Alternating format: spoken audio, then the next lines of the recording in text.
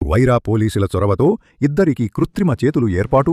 Rotary Club of Mangalagiri ఆధ్వర్యములో వైరా పోలీసుల చొరవతో ఇద్దరు యువకులకు కృత్రిమ చేతులు ఈరోజు జరిగిన కార్యక్రమంలో మంగళగిరిలో అందించారు.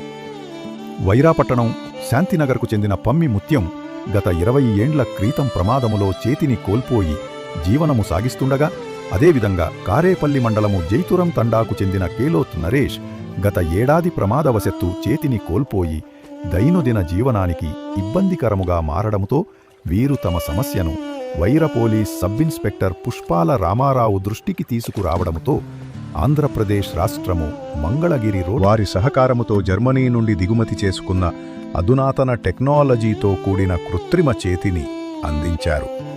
ఈరోజు బాధితుడు పమ్మి ముత్యం వారి విషయంలో ప్రత్యేక చొరవ చూపించి కృత్రిమ చెయ్యి అందించేందుకు సహకరించిన వైరా పట్టణ ఎస్ఐ పుష్పాల రామారావును కలిసి కృతజ్ఞతలు తెలిపారు.